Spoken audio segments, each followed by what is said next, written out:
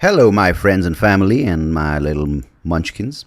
Welcome to the podcast. I hope you're well, and I can't believe I fucking started off by saying munchkins. Anyhow, um, it's nice that I'm aware of this. Next thing I'm going to say, because I feel sometimes we get bottled into the same five things that we keep talking about in different ways, and we kind of try to convince ourselves that we are really expanding and broadening our minds and trying to understand the context that we are existing in. But it always goes back and comes around to the same 3-4 things, like we end up talking about, whether it's fulfillment, whether it's consumption and materialism, and they have different words for these concepts. But it's if you actually look at it, we make things that are pretty much 2 or 3 things in our lives much more attractive and much more exaggerated by giving it different things. Like just the idea of being, a person who's healthy, we give it things like fitness, nutrition, lifestyle, peace of mind, mental health, all these various things. But actually just say, I want to be healthy, and you do whatever it takes to be that state that you want to be in. But we complicate it. I know some people might need it, but might need to break it down to be one. I'm one of those people who likes making a list. You have these people who come and say that thing to you, the fucking idiot. I'm one of those people who likes to plan. I'm one of those people who likes making a list, a to-do list. Like, fuck off. You know what I mean? But I don't know if you make it a broader brushstroke, would it be easier? Like, I want to be healthy, and then figure out whatever it is. You don't have to go around talking. I feel, there's a lot of talking going around, and it's probably not the best place to say that and bring it to your attention, because this is a talking, it's an audio platform. But there is an unnecessary amount of bandwidth being spent on breaking down your life into too many kinds of things, and as a result get kind of overwhelmed by it and make it complex, and then get confused by the complexity that you have created for yourself, as a result causing more complication. Weird. Because for instance, like anything, right? Work, you make it down into like work, skills, experience, what do you call that? Then goal setting, and then efficiency, and then relatability, relevance, improving. It just work, man. Fucking do whatever it takes to work. With all aspects, man, I feel I wanted to sort of approach this episode without an idea in my head, because I wanted to see if I can get out of that way of thinking and not give you guys the same shit in different fucking ways. But there are things that I do as well which are wrong, and it happens as a result of being too immersed in a certain way, or being too immersed in your own head, or being too stuck in a certain part or phase or place in your life. So it's strange that that happens, but it's not really that strange, is it? We think of ourselves as multi-dimensional, multifaceted individuals, but we're actually quite easy, boring, and unidimensional in that way. We don't have to be, but we end up being that, because it's easy to have the perception that we're all connected, and we're the most well-informed, and we're the most exposed to the best knowledge out there. But it's at the same time so easy to get stuck in the bucket, because you are in that little bucket that you've created for yourself, and you don't want to look outside, because you think that you're selling yourself this lie that you are so connected and you're so much a person of the world, but you're really not. It's good to know. Anyhow, I'm going to get you on to my guest today, because I've got a lovely conversation lined up with Mr. Stephen C. Hayes. He's been a psychologist. He's been in his field for over 40 years. In fact, maybe closing on 50 years. I don't know. I think he's between 40 and 50 years. That's how long he's spent in this field. He's written some amazing papers. If you are a psychologist or someone in that field, you can actually check out his papers. But he's written a book which actually became one of the best sellers and still is referred to widely. It's called Get Out of Your Mind and Into Your Life, or Get Out of Your Head into Get Out of Your Mind and Into Your Life. You should check it out, by Stephen C. Hayes. We had a really enjoyable conversation about how these issues like mental health and depression, anxiety are such broad concepts that are imposed onto people without understanding the nuance that each individual might have some form of it, but not necessarily the larger concept. And Stephen talks to me about how to break these down into these unique set of situations that an individual experiences, and how principles can be adopted and adapted to by an individual as opposed to looking at a larger institutional approach to these things. And he's done a fantastic amount of work in this field. And I also asked him how we can navigate these new landscapes that are coming up as a result of technology, of virtual reality, of social online reality, online social platforms, and how this is going to impact the way we interact as human beings and how we cope as human beings with ourselves and these various coping mechanisms that are coming up. All in all, fantastic human being, fantastic conversation, and I'm sure you'll enjoy it as well. So let me not delay you and keep you with my own musings, because I've got someone who's actually talking about the stuff because he knows about it. Well, here we go. Conversation with Stephen C. Hayes coming up right now. As always, I appreciate you listening to this podcast. Till next time, goodbye. God bless. Take care of yourselves. Cheers.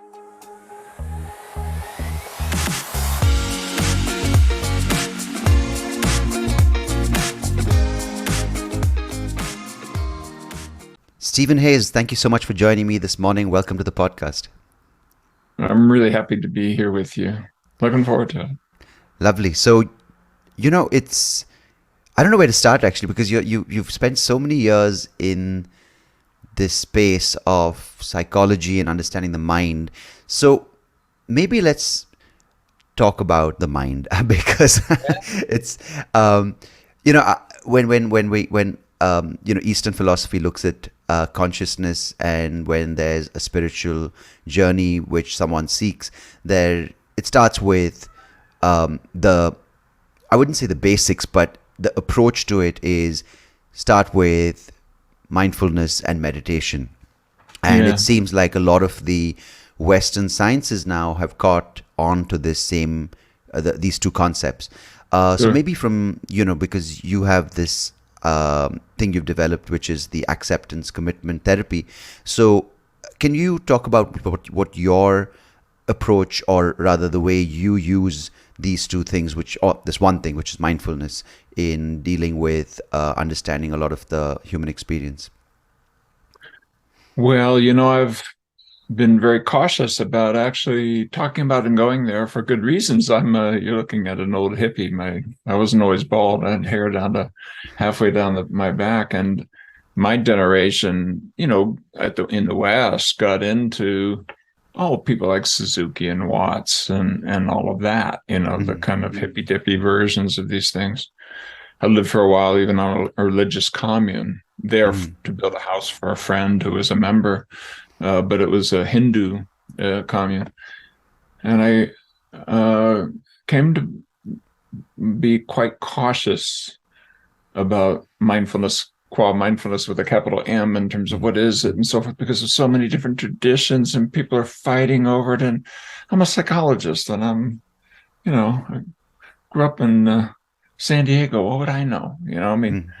But what I've done is to try to unpack the human mind enough that we can deal seriously with a question like, why is it so hard to be human? And when you do that, you arrive at places, the way I describe it is like you're walking through a pass and you come out to a clearing and you think you found some stuff out, and you definitely have done some things that are helpful, but also maybe some things that give a new or different look at what the mind is. And what do you find in the clearing? Well, there's monks over there, there's meditators over there, and they've been there for 1,000 years. You kind of go like, oh, well, that's interesting. So I've talked about it some, but here's what the short answer to your question is. I think there's a set of processes that we've been working on as a human species for a long time as to how to rein in the biggest invention of our species, which is relational learning, symbolic learning, language and cognition, what you and I are doing right now. And it's 1,000 times older than the other ways that non-human animals learn. Probably about 1,000 times older. Could be several hundred times at least. And there's a clash between these systems because you can easily apply symbolic learning to solving problems, etc. That's great. It's wonderful. Look at what you and I are doing right now. We're talking across how many thousands of miles in real time. Oh my! And even 20 years ago, couldn't have done it. Yeah. It's just amazing. The whole world is connected. It's amazing. Yeah. That same repertoire, that same set of skills will turn on its host and say, deep down, there's something wrong with you. And by the way, you're going to die, and everything that's important is going to go away. And what does life mean anyway? And, you're rejected by your spouse who cheated on you, with your brother. What does that mean? I mean,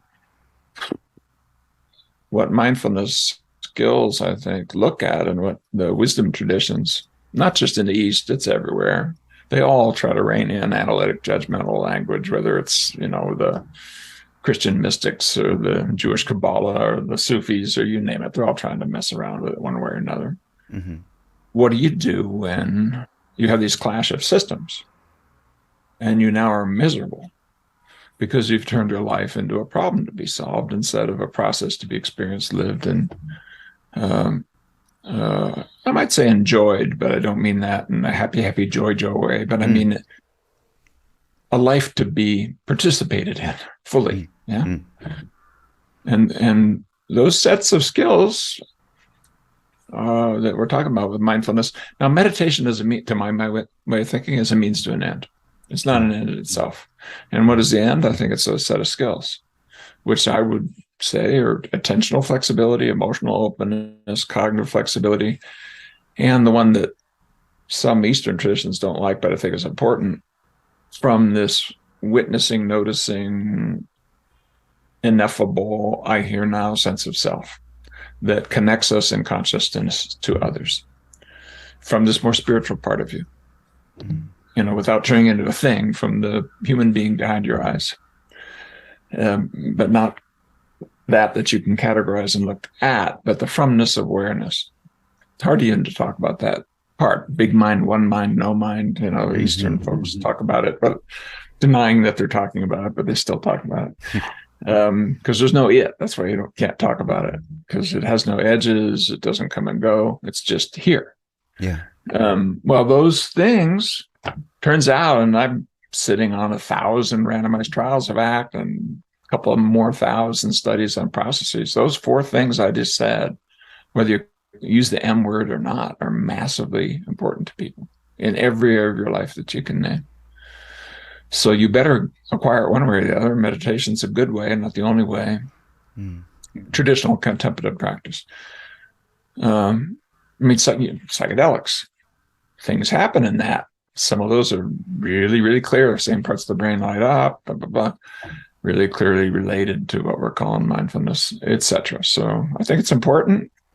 And I came to the clearing in a different way. I didn't come there because I was part of a wisdom tradition, although I had some minimal exposure, just by the fact of my age and what was popular in my culture. Yeah, No, I'm. As I told you before we started recording, I'm new.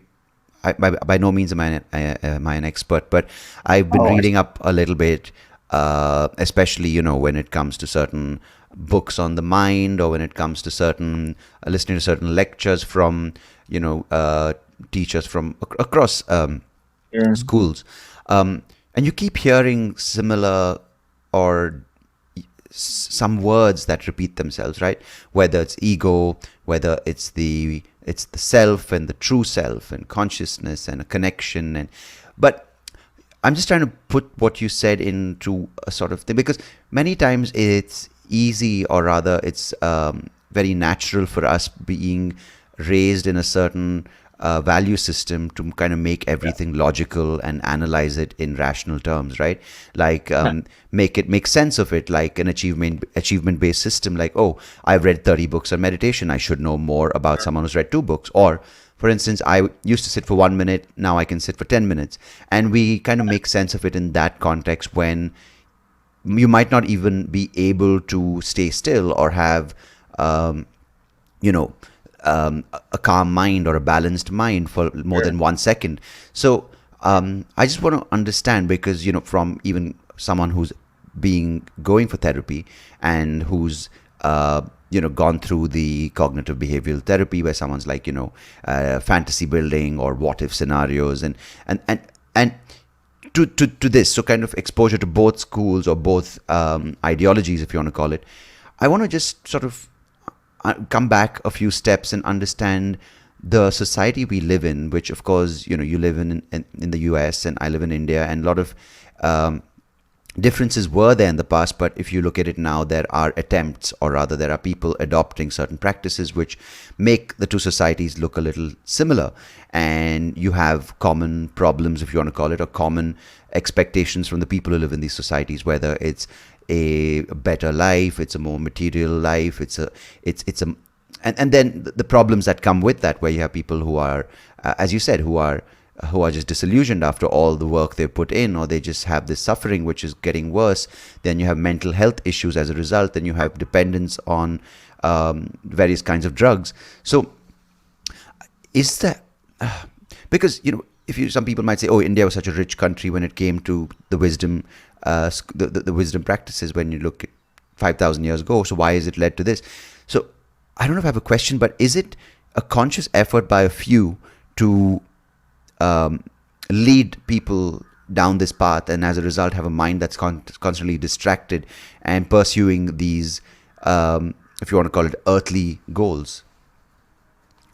Oh, wow. I think so, isn't it? Well, but then maybe not just of a few. I mean, there's a system that we're part of. There's a cultural system that we're part of. And there are many strands coming together. Mm-hmm. And one of the cool things about, I mean, the wing that I come out, I'm trying to do experimental behavioral science. I'm not saying that's the path that other people should follow in their own lives, but the output of that, if it's done well, is that you can give people concepts, tools, methods, etc., that they can apply in their own lives. I mean, and there's pretty good evidence for that, is that at its best, science, and this wing of science, which is one of the weaker sciences, let's be honest, but still making some progress, can give people some tools that apply. But we're doing it inside a larger cultural context, and the cultural context has evolved good, bad, and indifferent as well. On the one hand, we're doing spectacularly well on violence, starvation, etc. If you look over a 1,000-year arc, or 100-year, or 500-year, we're doing better now than we ever have, ever. Yeah. And that's, it doesn't feel like it, because we're constantly being exposed to everything horrible. We've got computers in our pocket that'll show us if somebody does something ridiculously horrible anywhere in the world within minutes, maybe even live stream it. Yeah? Plus, we are living out a culture, an evolving culture that contains within it ways of thinking about human beings that serve lots of interests. Let me give you one. This is one that I'm on to right now, really digging into. Okay. In the English language, the word normal was hardly ever used until the Civil War. It's almost impossible to believe that, because you can't sit at a kitchen table and talk about life without talking about average, usual, typical, and normal. You're talking about your little kid who's advanced class or not, or the test that your uncle took that will allow them to sit for an exam that will allow them to get that job, or all these kinds of ways we measure ourselves and try to push ourselves, hopefully, to the ends of a distribution, because we'll be better than others, and then we can succeed, and people will pick us and they'll want us for the jobs and like that. And of course, that means others are on the low end of that stick, right? Well, that concept was originally driven by eugenics. The statisticians who came up with it were the originators of eugenics. Let's figure out who should be allowed to have children. Why? Because then we can do better as a human society, because we won't have all of these criminals, mentally ill people, etc., and they shouldn't be allowed to have any children. And then we saw where that went. Yeah. You know, but you know, the U.S. hands are so dirty. It didn't go directly from Francis Galton or the UK statisticians, R.A. Fisher, Carl Pearson. If you took any kind of a high school stats class, you learned about Pearson's correlation or things like that came from these folks who were all eugenicists. No, it went to the U.S. that wrote the laws to sterilize, and then it went to Germany, and then we saw where it ended up. Well, now nobody talks about it. Yeah, but the concepts came from that era. When you say, well, normally, or you just watch how many of your conversations have something to do with how special you are or how problematic you are on a normal distribution. I mean, you really can almost not, but you know, understand those concepts were put into our human culture. Well, now, okay, so you look at what's happening with the upheaval with the young who don't want it. They don't want gender noun pronouns the way they don't want to be told what their sexual orientations are. They don't want to belong to religions in the same way, at least in the fastest worldwide religious affiliation is none of the above. And it's because normal is breaking down. Just open your eyes and look around. The kids don't want it. Well, why? Because they've got that computer in their pocket that lets them have their music stream, not radio. They can have their news stream, not a channel to look at. They can pick their own clothes. They can pick their friends. You know, my 17-year-old up right above me here is going to have a Minecraft game probably this week with people all around the world simultaneously. And he knows what time zone it is in India. If I quick ran up there, so what time is it in India? My son would know. Because that's the world he lives in. He lives in a worldwide, it's up to me, I can have it my way. Now here's where I'm going with that, is I'm saying, when you pick something, like you mentioned mental health, what is that? You know, you're probably almost meaning mental illness. You probably mean the categories everybody's being taught. Oh, depression, oh, panic, oh, whatever. Yeah, those are these normative categories that came out of that era, those statistics. But it doesn't describe individual human lives. When you say, oh, I have major depression and therefore I need this. Yeah. So a big study recently of major depression with 3,700 people. There was almost 1,100 different combinations of signs and symptoms out of 3,700 people. And almost half of the people had a combination that only 1/100% shared with them. I mean, in other words, we have these categories that don't really describe people, that we've been using to shove people in so that we can shove products on top of them. You know, it's not by accident that what I'm mentioning about mental illness, there's a $1.4 trillion industry that is only too happy to solve your problems once you're shoved in one of those cubby holes. Yeah. And you can guess which one it is. So I do think the worldwide interest in mindfulness, for example, is because the world has moved to a place where we need principles that empower people. We don't really need more concepts to categorize people. We just don't. Especially after these years of COVID. It's not 1 out of 5 was a mental health disorder. No, it's 5 out of 5 of us who are stretched and strained by what happened over the last 2 years. Everybody knows it's hard to be human. Well, what are you going to do to empower your life? And you look around, and the wisdom tradition's got some pretty darn good answers. And the science gets in there and says, by golly, not bad answers. Now, I like the vision that says, and let's figure out how to really dial in so that we can get it to, you know, a person working in a factory who's not going to do a 10-day silent retreat ever in their life. Or, you know, reach the person who's sweeping up the street. Or, you know, can we find a way to talk about the mind and how you can liberate your mind or open up these processes in a way that empower you, don't just categorize you, but applies to as many situations and as many people and as many circumstances as we possibly can. And I think we can, and mindfulness is a good start. It's not the whole of it.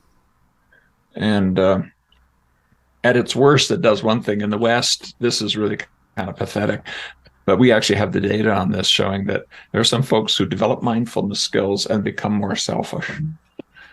Yeah. Yeah, because in the West, we've disconnected it from the wisdom tradition, and the monk would have hit you over the head and make you, do the dishes in the ashram, and if they picked up that that's what you were doing. But here, we can go to our salon, or and meditate, or and come home and say, you take care of the kids. I got to go meditate, and so we now have selfish mindfulness. It took the ideas of the West to create such a thing, right? But and guess what? It doesn't work as well.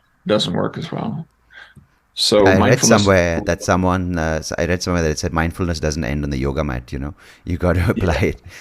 Oh.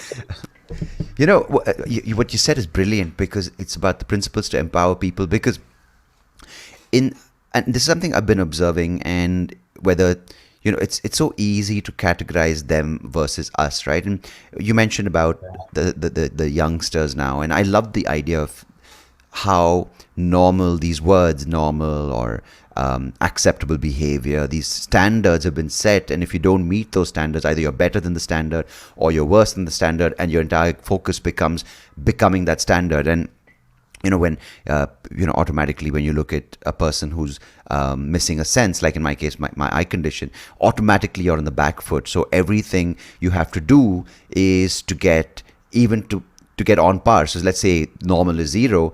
According to the premise that has been taught to someone like me, or people from a certain generation like me, is that you have to work that much harder to even get to 0. Then we'll see where to take you. And these categories are so. So what you mentioned is this generation of children who are breaking out with social media, getting non-binary or their own pronouns. So it is a good thing. I have a couple of things to sort of address there, because I think one thing which, before we get to that generation of children, is this mindfulness thing. Is the problem sometimes is the two things, right? One is the smugness. Some people who go down this path of mindfulness, like there's the idea that I'm better than you, and as a result, we look at people, or not we maybe, but generally, like, oh, look at the peasants, the masses. They're not able to focus on spiritual understanding and awakening. But the other side is, I feel this, and maybe this connects to this generation of children or teenagers or young adults who are, supposedly all plagued by mental illness. But I want to talk about this idea of why is it happening that, you mentioned about easy to, put concepts and categorize people. But what happens when you tell someone, or someone feels like, oh, I have a problem, so I need help, right? Which is a good way to address problem when you get help. But is that in itself becoming a sickness where people want to have a problem so they feel that they can get more attention or get more recognition for that? If we mishandle it, that's where we're going to end up. And there are some indications that's where we're going to end up. And then out of good heart, we start building in accommodations for the categories. And in places where that has really been pushed, I'll give you an example. Let's say I have pain, I have chronic pain. Well, there were folks who said out of goodness of heart, if that shouldn't ever be able to be checked. If you say you're in pain, you're in pain. Well, go to Scandinavia and look at what happened. There was an explosion of chronic pain because they passed these very kind laws that said if you'll just say those magic words, you can literally get lifetime disability. They're rolling it back now because they were paying some ridiculous percent of their GDP, on disability claims that just went for life, and it was very hard to check because it wasn't, that I could look and see the break in your arm. Nobody, if you say you're in pain, there's no medical test that can prove you can't question it. Yeah, question it. And here in the U.S., we then also got to double down on that. Oh, we'll solve the pain. We'll just load it up with opiates. And that's now the prescription pandemic, right? Prescription. Yeah, because yes, you can treat acute pain with opiates, but you can't treat chronic pain with opiates, and acute pain, even with opiates, your body responds to it. And within just a few doses, it raises your pain, rather lowers your pain threshold, because your body's basically aware of, oh my goodness, I can't feel anything. And it becomes more sensitive. So you have this race to the bottom where your body is adjusting to the opiates by making you more and more sensitive. So you're pushing up the opiates to overwhelm what your bodily systems. And here in the US, I mean, literally on commercial television where people are paying, to give commercials. And in the US, we were one of only 2 countries, I think, that is unwise enough to allow free reign of commercials for prescription medications. New Zealand and the US, I think, are the only 2 that do that. Well, there's lots of commercials there for the medications that treat the constipation from constantly using opiates. So you think about what percentage of the population just sitting down to watch television must be using opiates at such a high level that you can't poop anymore. Wow. That is my scary. God. Yeah. It's crazy. So what I'm saying there is, I started off with these kind of accommodations and adjustments. We want to recognize and empower everybody. We shouldn't be thinking of it just as name that category and then here's the accommodations. It should be something more like, what do we know about how to help you succeed, and you succeed, and you succeed, and you succeed? Everybody's in. Every voice matters. Nobody's an error term. Nobody's to be mushed into a big group and treated as if they're just a number. When you do that, then you look at our systems of care, our education systems, our how we deal with workers and so forth. And in area after area after area, we say, excuse me, we got a problem. Got a problem because human beings are often being treated by educational systems, healthcare systems, work environments as if they're expendable and they're just cogs in a machine, and you pay the price for it. So yeah, I think we may have gone too far where the categories have become the problem, but that doesn't mean, don't hear me to be saying, that the categories don't refer to something where somebody does need something. But it can be very individualized. I'll give you an example. A person's hearing voices. Oh, they must be psychotic, right? Oh, they must be on antipsychotic medicine. Well, turns out if you ask a large population the right questions where it's anonymous and unstigmatizing, there's probably people in your work environment that are hearing voices and you just don't know it. They don't talk about it because they know how stigmatizing it is. And that doesn't mean it's not to be dealt with. I mean, sometimes command hallucinations telling you to do really unhelpful things is a bad thing. A lot of voices are actually helpful to people. They learn how to sort of accommodate themselves to it.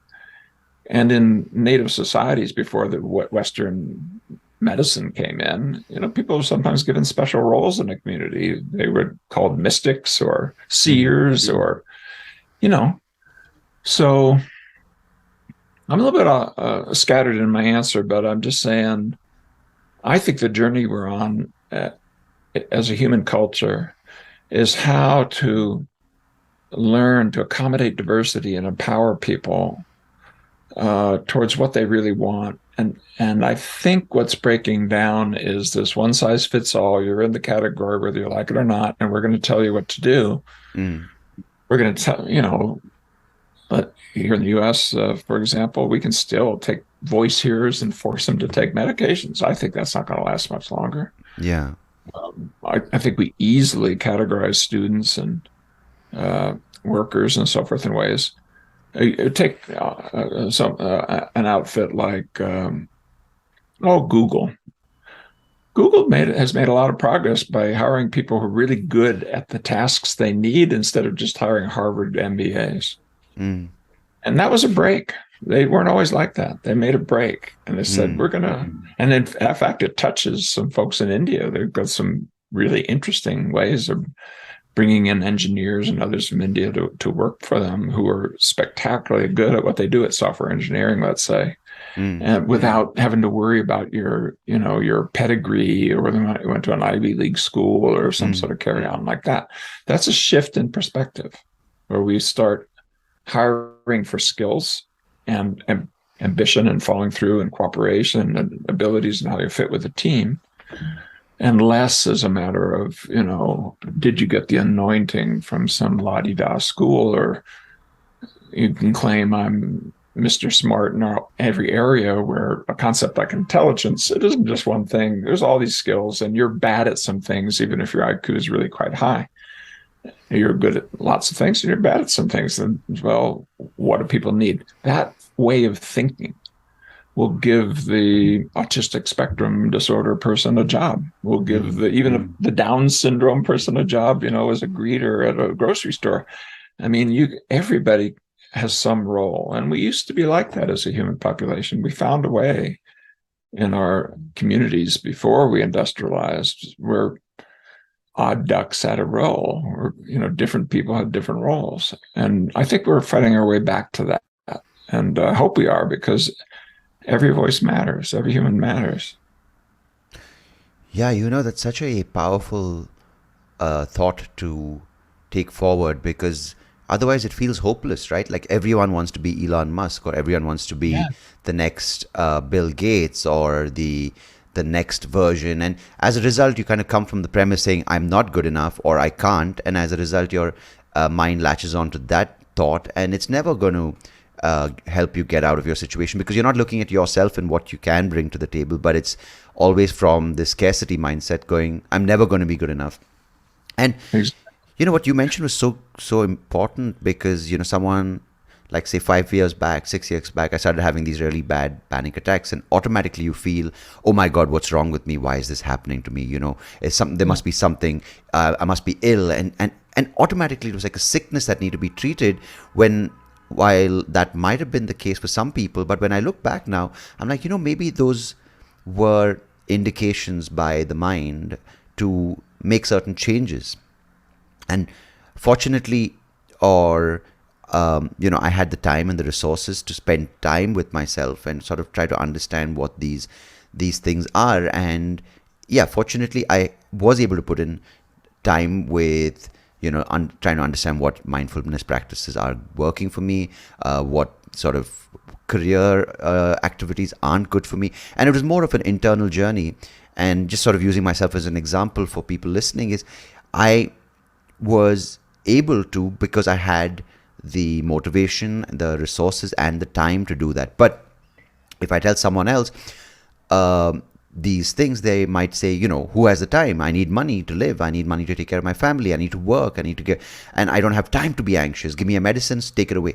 So how, and as you said, it's such a nice thing to hear that it's not one kind of diagnosis, right? You can't just say depression or schizophrenia or anxiety. It's a bit of things that manifest in a person's mind, in a person's life. It could be a combination of and being anxious everyone has it, and everyone does have certain mood swings, if you want to call it depression or sadness or different terms. But I don't want to go down that space, because it is very sort of gray.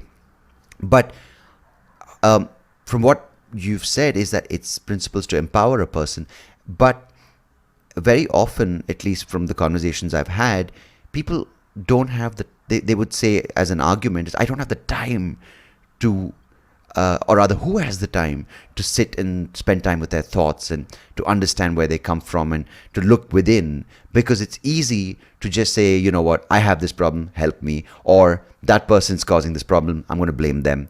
And so someone listening right now who's been taught all these values of a right way to live, or a right target to achieve, or a right goal to head towards, what would you, I wouldn't say, advise them, but what would you? Well, here's one thing that we've learned, and you're talking to a person who's a panic disordered person in recovery. Okay. My whole body of work comes out of my own panic disorder, and thank God for it, because without it, I was trying to turn myself into a machine that would just turn out research and would be very, very successful.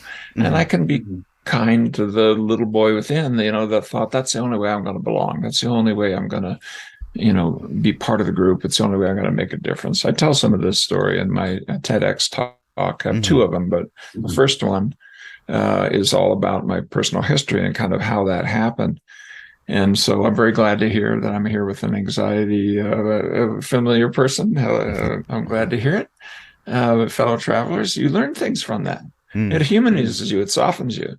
Now, if we could create a culture, what if we could create a culture where in our workplaces, in our schools, in our churches, in our neighborhood meetings, we were working on these, I call them psychological flexibility skills, that we know account for the lion's share of personal development, and when they're mishandled, for the lion's share of mental and behavioral health problems, and also problems in social wellness and things like, being able to have good relationships, or to avoid getting entangled with prejudice towards others, or being able to be a better performer. I mean, it's not like we don't know anything about how these things happen. We do.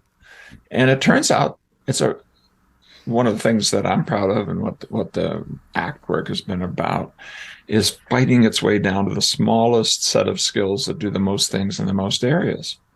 And there's only 6 things that are really important, and then that's an empirical statement. It's not just an opinion.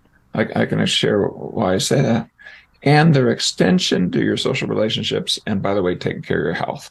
The 6 things are learning to be more emotionally open, cognitively flexible, to be able to come into the present moment with attention that's flexible, fluid, and voluntary, and come into the now, broaden or narrow or shift or stay, and to do it from this sense of self that is not the analyzed, conceptualized, do look at me, I'm so great and grand, or I'm so low and I'm so pathetic, conceptualized self, this ego-based self, but more the ineffable spiritual self that connects you in consciousness to others. And meaning by choice, what do you really care about? What are the qualities of being and doing that you want to put into your life, into your behavior, into what you do? And how do you build habits around that? You take those 6 things and you can simplify it. I'll say it. The first 2 are ways to be more open. The next 2 are ways to be more aware. The next 2 would be ways to be more actively engaged in a life worth living. I can use 1 word instead of 3. I could just say learning how to be more psychologically flexible, and then extend that. So, for example, your emotional openness would include compassion towards others. Your cognitive flexibility would mean being able to have genuine conversations with others where you listen, you don't just speak, where you understand the opinions of others. Your values would be joint values.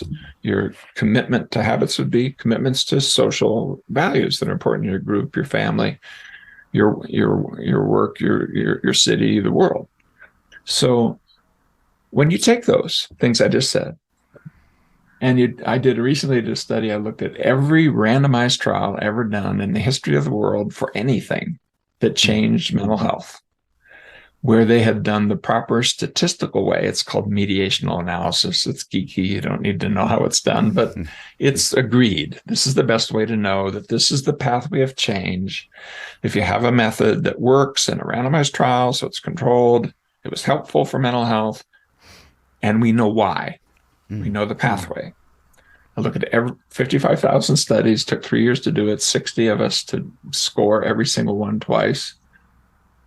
And I can tell you that what I just said, without any stretch, will account for 55% of everything we know. And if I stretch a little bit, just a little bit, which is not much. I mean, you start adding things like self-compassion and so forth, it goes up to 70, 80%. So I'm sitting here saying, the last few minutes where I just said, you need to learn these things. I'm sitting here to tell you, you need to learn these things. I don't care if you call it ACT.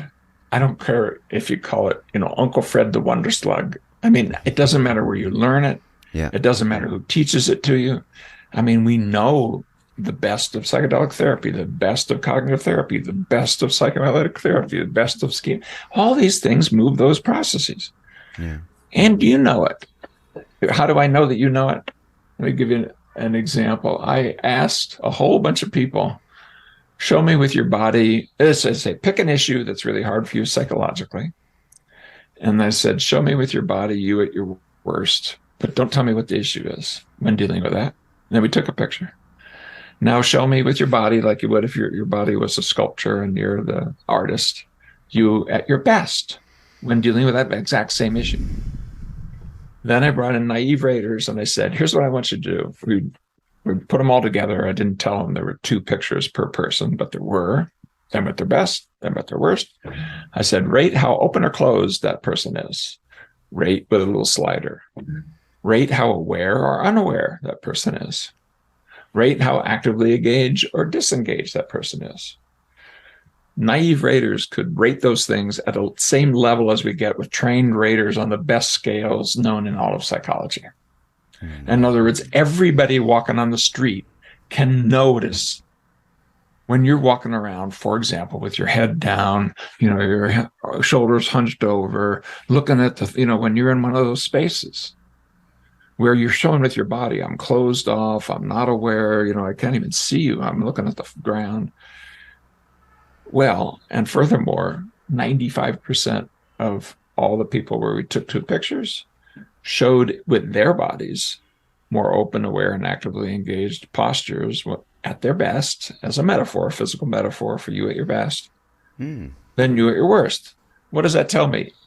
Everybody knows what 1,000 randomized trials, what 55,000 studies on processes of change show. What Western, let's say Western, that's not fair, what experimental science shows about how change happens. So inherently, we know what it's like. I mean, the body is designed. We know what it's like. We know it in our guts. We know it from our best of our culture. It's in every wisdom tradition and spiritual tradition. It's in every good artist. It's in every, you name the great novels, the great movies. They almost all have these same processes in there. A challenge showed up. I said, who, me? I'm this level. How? I'm thinking of Lord of the Rings, but it's not just that. Pick any of them. Who, me? And I said, okay, I'll try. But then you have these fears you have to face, and you have these thoughts, I'm not good enough. And somehow or another with your friends, but with a changed sense of self. Yoda says, he says, what am I going to find in there? He says, you're going to find yourself. I said, well, I'm not scared of that. And he says, you will be. You walk in, you see yourself, and you find a new sense of self that is willing to carry your own history and what's hard about it. Yeah. Focus on your values, get your friends, get it all together, get the golden fleece, throw the ring in the crack of doom, defeat Darth Vader, and then, Harry Potter shows his kids off to Hogwarts for the next generation by those committed actions you made. The hero's journey, the things we looked up to, the heroes you pick. Who are your heroes? You're going to pick a hero who shows these same processes. So here's my answer. I know I'm going long, but no, I wanted to just, because you mentioned Harry Potter, I didn't want to bring it up unnecessarily. But what is interesting there is when he ends up, I don't want to say a spoiler alert, because I'm assuming everyone's listening right now has watched or read the Potter book. In the end, when he kills Voldemort, he has to make peace with the fact that he might end up killing himself, which I think is so powerful. Or rather, when he decides that Voldemort's going to kill him because that's the only way he can let his friends live, is he has to realize that he has to die. Is that almost a metaphor for it is killing, for letting go of the way you know how to live, which is this construct, this ego-based living. But while we're there, I just find it fascinating. Sorry for interrupting, but it's this idea of how does someone, because all these things you've said are brilliant, right? Cognitive flexibility. You need to have this thing that, okay, I don't know everything. I'm going to listen and shut my mouth for a few minutes because it is good and not just polite, but it's good for you to listen, to have these inputs that aren't going with the grain of how you view the world or how you think about things or how you break down certain experiences. Or say, for instance, emotional openness, or the other things that you mentioned is developing good habits, or rather being to understand what you want or the choices that are important and developing habits around it. These are things that aren't, I feel it shouldn't be just in a session of therapy or someone who's just read the right books, but everyone should be open to this. But Why? Well, and that's the solution, I think, to what you're saying. Where's the time? How people, I don't have time to take off for therapy. I don't have the money. I can't do a Yeah, 10 I day can't go for sauna. Vipassana for 10 Yeah, days. It's but can impossible. we Yeah. Yeah. can we put in culture those skills? Can we put them in the schools and the churches and in the workplaces and so forth? Why? Mm. Because it turns out these processes, this hero's journey that you're invited on, uh, need to be learned anyway and are going to be learned anyway. And you already know they're important. You can show them with your body without any training.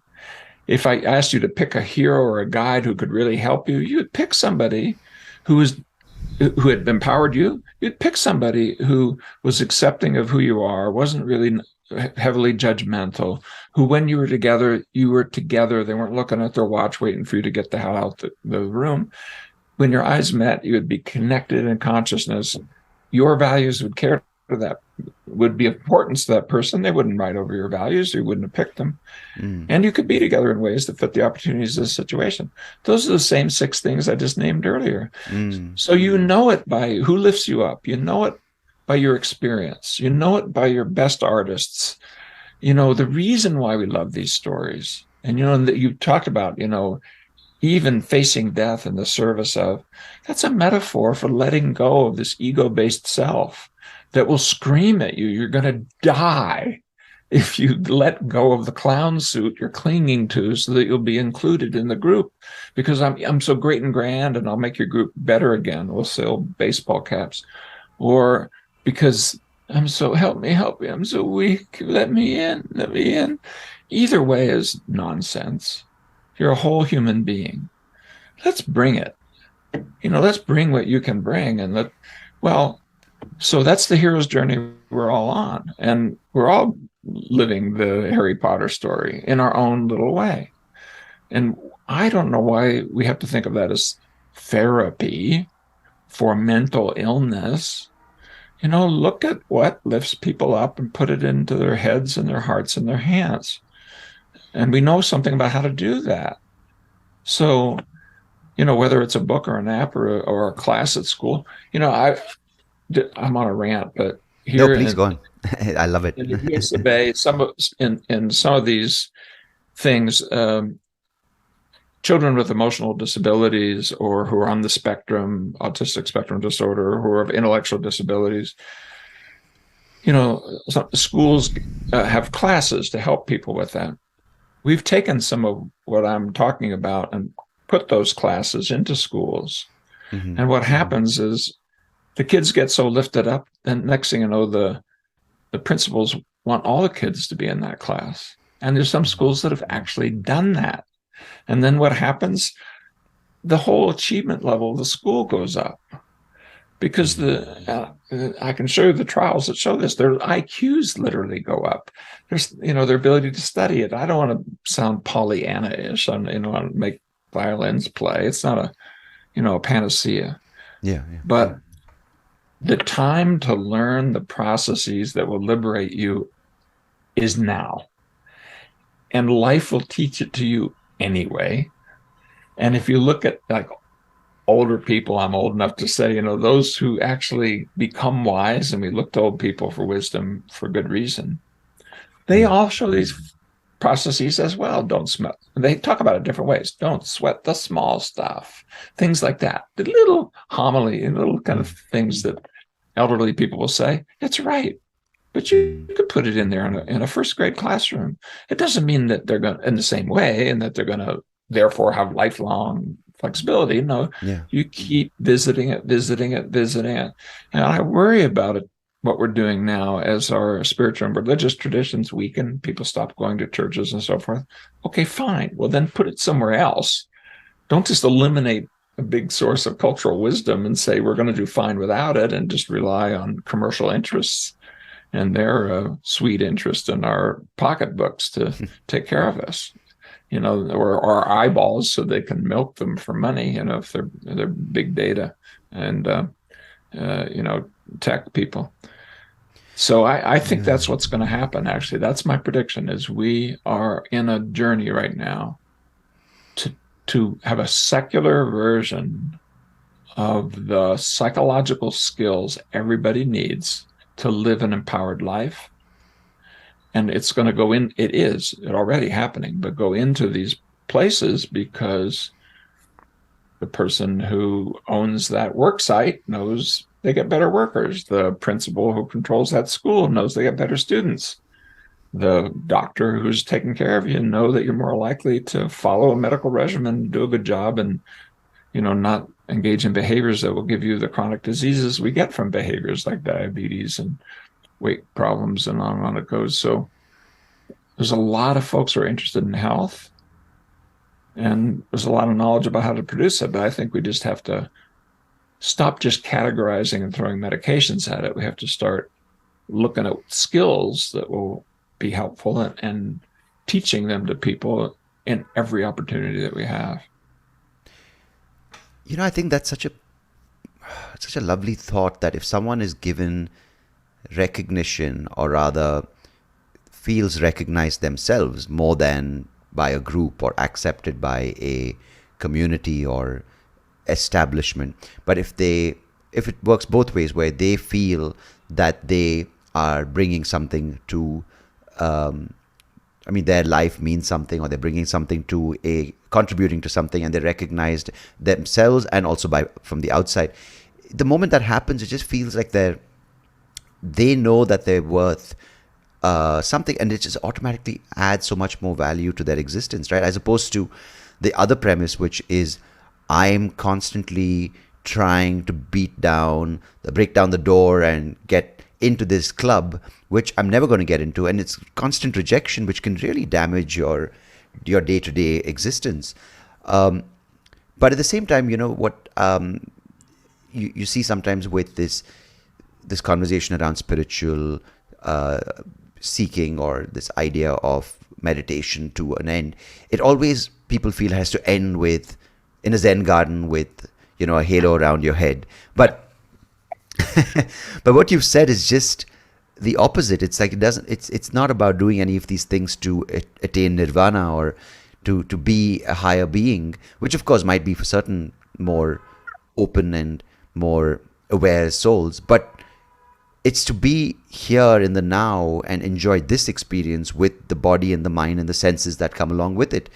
And that in itself is so powerful for someone to hear, because just for me as well, who's read up a little bit on it, who might not be completely new to the idea, it's still just like, wow, it isn't about going away to the Himalayas and sitting there and meditating for the rest of your life being a sannyasi, but it's about continuing what you're doing, but just reversing the perspective, or basically saying to the ego, you know what, take a back step, or take a step away from this the spotlight and the stage of my life, and kind of just reversing the way you look at it and saying, you know what, I'm going to focus on this, and as a result, I'll automatically become more, how do you put it, more so integrated with my surroundings and society, as opposed to I'm going to work from the outside trying to fit in. Rather, I'm going to work on the outside trying to bring this body into the fold. You know what I mean?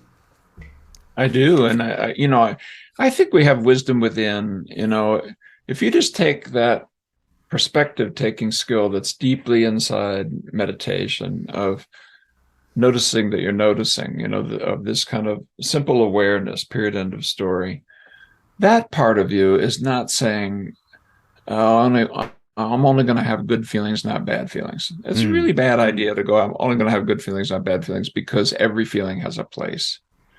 If your mother dies, sadness is really, I wouldn't say what you want, because want means missing. You're not missing the sadness, but it's what is humanizing and uplifting.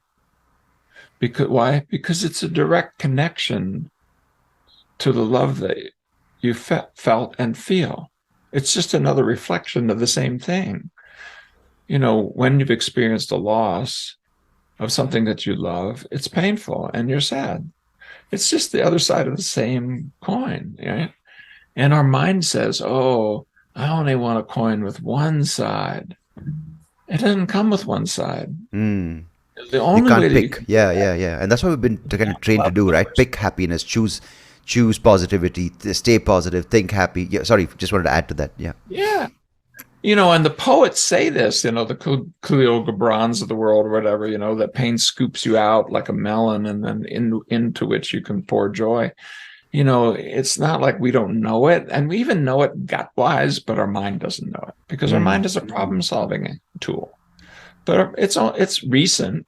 That problem solving tool we're carrying around is 1,000 times more recent than learning by memory of direct experience, for example. I mean, every species that evolved since the Cambrian learns by association and operant classical conditioning. That's 545 million years ago. That's 500 million years ago.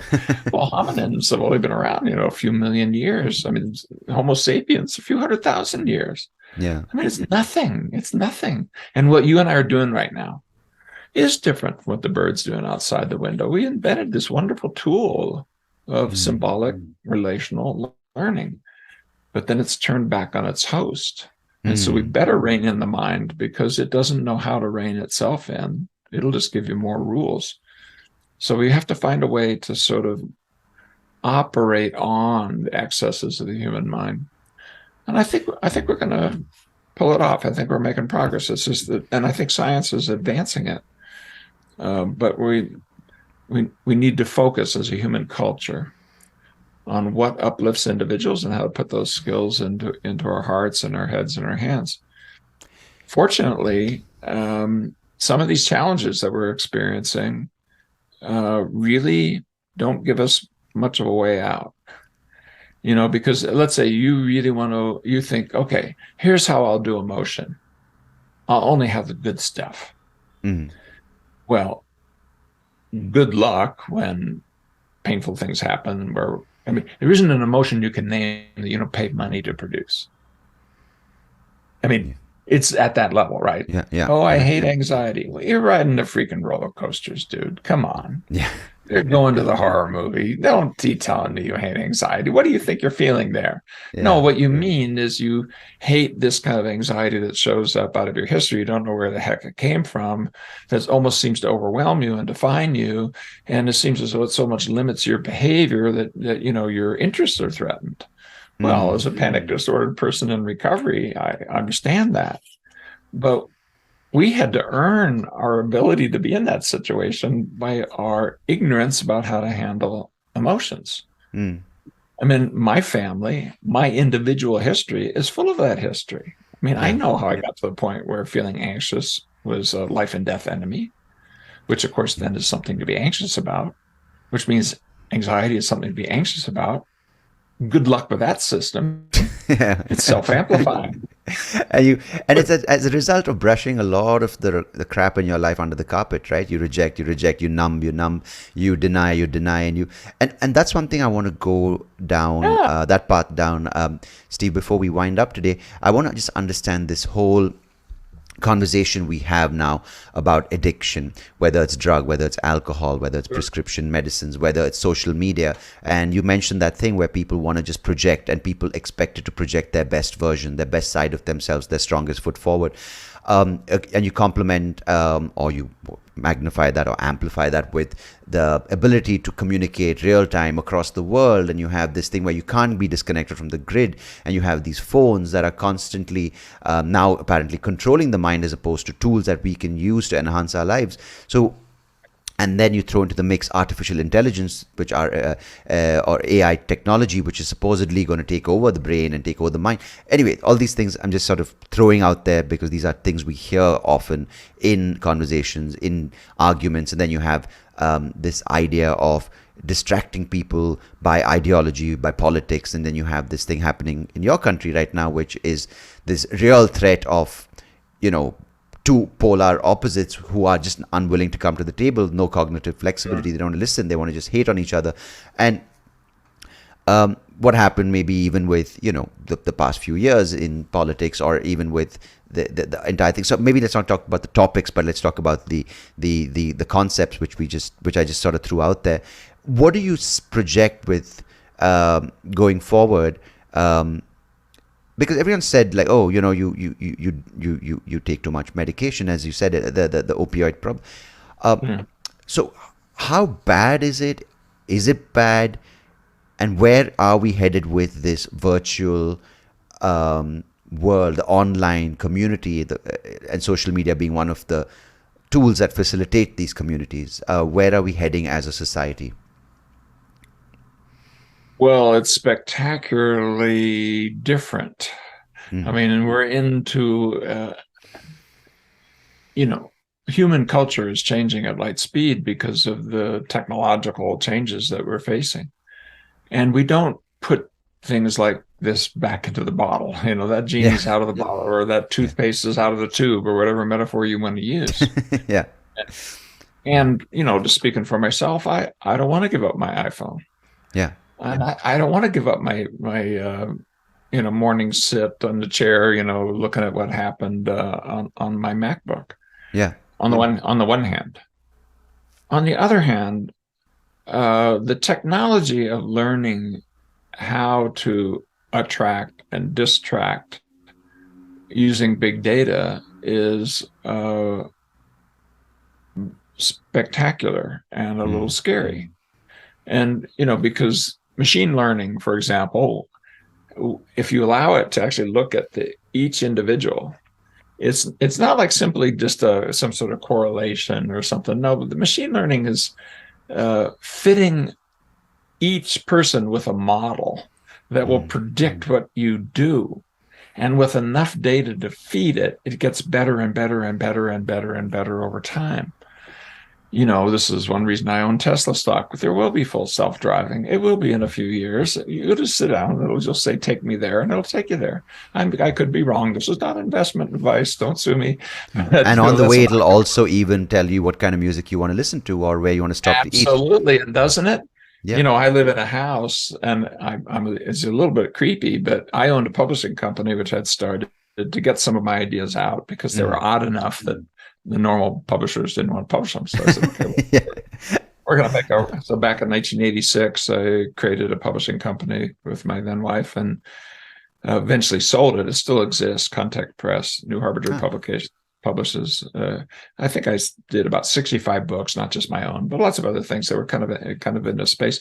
But because of that, I saw the earliest Amazon, and I looked at what they were doing. And I said, oh, my goodness, they've got mathematicians working for them. Look at what they're doing there.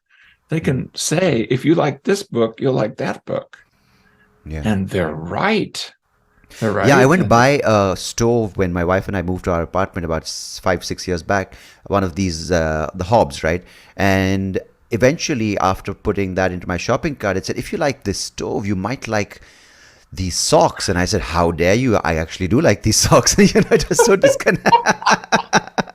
Is that you feel a little bit embarrassed, but it's, by golly, that's a cool thing. I do like that. Let me put it this way. If Google search was a real person, I would never want to meet her because it would be so embarrassing. Well, by the time they got the Optimus robots, with the human skin on them and so forth, I don't know, my friend. We may be in real trouble. It'll be sci-fi movies. We'll be marrying the damn robots because they'll be feeding us so much that they know that we like one at a time. It's crazy. But can you go back to the Tesla example? That would be nice to sort of approach it from that autonomous concept. Yeah, because if you feed these machine learning systems enough data and allow them to correct, they're so flexible in the models they're generating. You don't go in there and say, oh, it's just a simple linear model or something. No, it's an evolutionary process. It's variation, selection, and retention at a software and chip level. And so you have these incredibly fast evolutionary processes that go, where you get these S-shaped curves, and evolution is a pretty good. Complex systems evolve. That's how they work. They work by healthy variation that gets selected and retained and fitted to context. That's true with you too. One reason why these psychological flexibility, it's not by accident that flexibility is in there, healthy variation, right? These processes are so powerful to people. Why? Because emotional and cognitive openness helps you get healthy variation. Awareness helps you to situate it to context. Values gives you the selection criteria, what I really want in my life. Committed action gives you retention, because the way you retain behaviors in your life is repetition and building broader patterns. So that's what happens when you commit and you do it and do it and do it and do it and do it. And that's true in a marriage, and it's true in your mental health. It's true in your job. It's true everywhere. Yeah. Well, so getting out of your own way so that you can evolve at a complex system. We actually now have tools. This is what I do with my other hat on. I'm old and I'm hitting the end of my academic career, but I'm working for a large charitable organization that's developing these machine learning methods to apply to individuals one at a time. If people are just willing to take their iPhone and repeatedly say what's happening in their life, by the time we get to 30, 40, 50, 60 data points, we can say what's going to happen next. And we can say why things are getting messed up. And we can give little nudges about what you need to do to clean that thing up. So we're kind of trying to do what Tesla's doing with full self-driving. You can't make a fast left-hand turn with ongoing traffic. Okay, feed it enough data, allow the machine learning algorithms to make a suggestion, put it in a stack. I own a Tesla. I'm driving around. In the middle is a computer that is able to drive that car at the point at which the software gets skilled, with 8 cameras around looking and literally taking individual photons and saying there might be something out there in the darkness. You can't do that with your eyes. And you're on a very slow gimbal called your neck, but those cars have 8 of them and they're moving really fast, and it's coming. And I think the robots are coming too. We better pray that, like the old science fiction writers, we keep them under control. Is it a central mind already that exists? Because if you look at this, what you just said, like the Tesla's central brain that learns and then disseminates all this information to the smaller brains, which are in these cars, which use then their senses, being the cameras. It almost sounds like that's what we are, human beings, right? There's a central Tesla human brain controlling this human experience. Some people like thinking about it that way. If you do, though, you realize that the human brain is so far from ahead of anything that you can model, just in terms of the number of neurons and how they're connected. And it's not a simple machine. If you want to try to think of the body as a machine, boy, it's one that is way ahead of where we are. But we are with our own machines, but we can mimic and model some of that. And I do think this is a very hopeful message in a way, because if we can take those things that are driving physical science and technology, and in almost every problem area we have, people look to the physical scientists to help, whether it's climate change or, water systems, or you name it. Mm-hmm. Yeah, but so much of what we now need are the connections of human communities and psychological connections that will allow us to deal with diversity, to allow us to deal with immigration, to make those behavioral changes we know we need to make in order to rein in what we've done with these early years of this industrial age to our climate, and on it goes, Yeah. And I'm disappointed at this point. If you're watching a show, let's say on climate change, there's no psychologist there. The first book I ever wrote was called Environmental Problems, Behavioral Solutions, because although I'm a clinical psychologist, 45 years ago, I saw this coming. Everybody else did too, the first Earth Day and so forth. And we did nothing. And the book was all about early research, including my own, showing that we can help people save energy, do a better job, etc. In the US of A, if you get a bill, you also get a comparison to your usage a year ago, and how much are you doing compared to a year ago and last month. And the first study ever to do that in a randomized trial was my dissertation. It's now in every bill in the US of A, not just because of me. There were 2 other studies that came out right about the same time. But I'm proud of that. But what I'm saying is, we now need to catch up, in which the behavioral scientists, the psychologists, etc., get off your kick about all these disorders and so forth. Start thinking of processes that empower and disempower, because it turns out The same ones that are empowering to people who have mental health struggles are there in dealing with diet, sleep, exercise, the challenges of physical disease.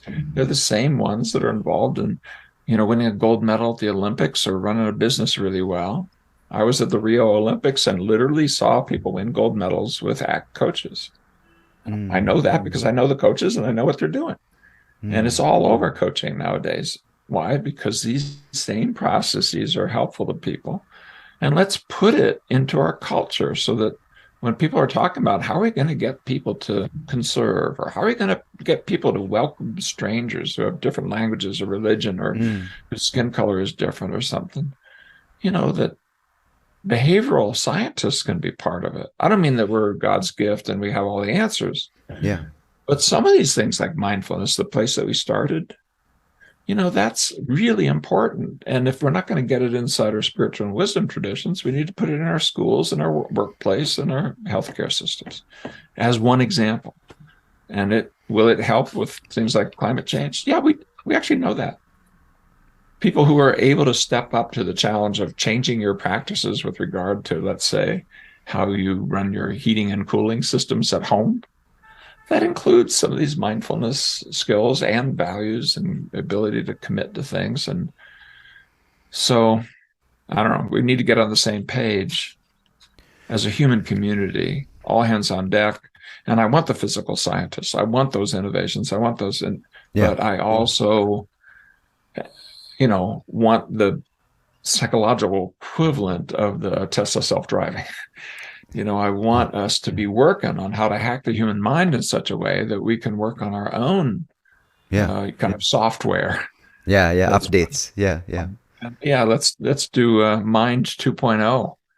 Sounds because great. It needs an update, and if it's not coming through over-the-air updates from my Tesla stream, maybe we can get it here in our podcast.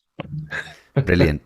That sounds great, Steve. I love that line, principles to empower, not concepts to categorize. I think that's such a important thing to remember, even as an individual who's not a behavioral scientist or therapist or a psychologist.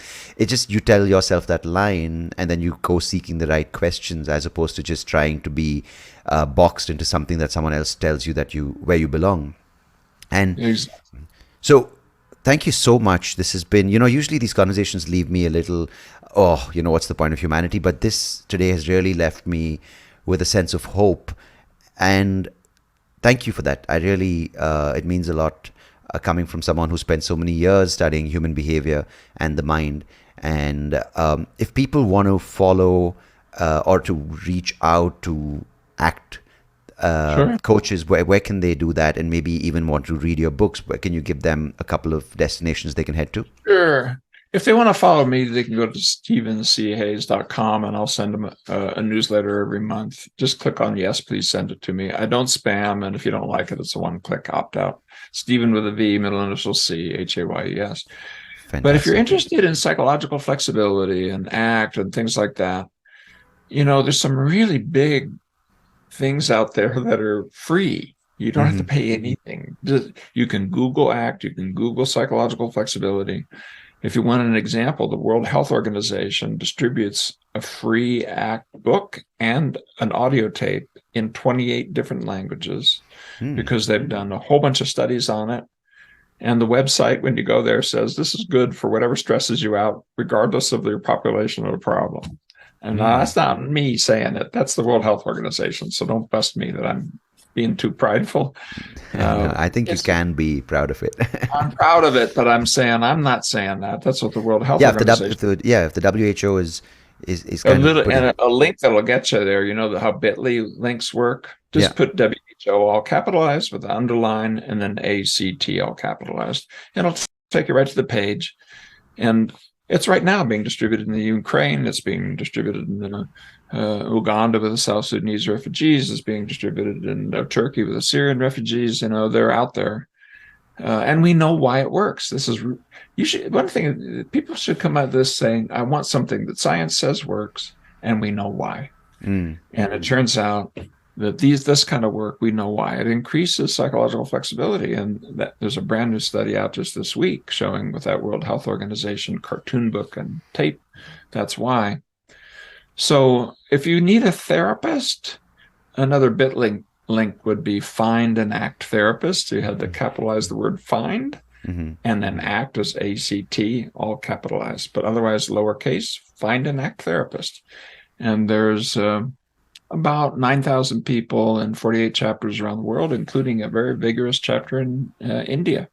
And right where you are, there are really good ACT researchers there at one of your major institutions, and clinicians as well. So almost where you are, who's ever listening to me around the world, almost wherever it is, That is an there act are therapist. people who are professionals who can get you if you need that. But I like just getting people connected in community. Let's start there. A self-help book. I did a study, excuse me for carrying on, but No, please go on. my first self-help book, which was called Get Out of Your Mind into Your Life. It beat Harry Potter for one glorious week on Amazon. It was my 15 minutes of fame back in 2006, and it still sells very, very well. We've done studies with it. That one book does about 60% of what a course of therapy does. So you were asking me earlier, who can afford it and who has the time? Well, I'd say, can you read a book? Really? Do you have enough time to read a book? And here in the US of A, it costs $12. And they're usually also in the libraries. So I don't know. Don't make it complicated. If something in what I'm saying resonates with folks who are listening, take action and find a place who will help you work on these flexibility skills, whether it's called ACT or something else. I don't care about that.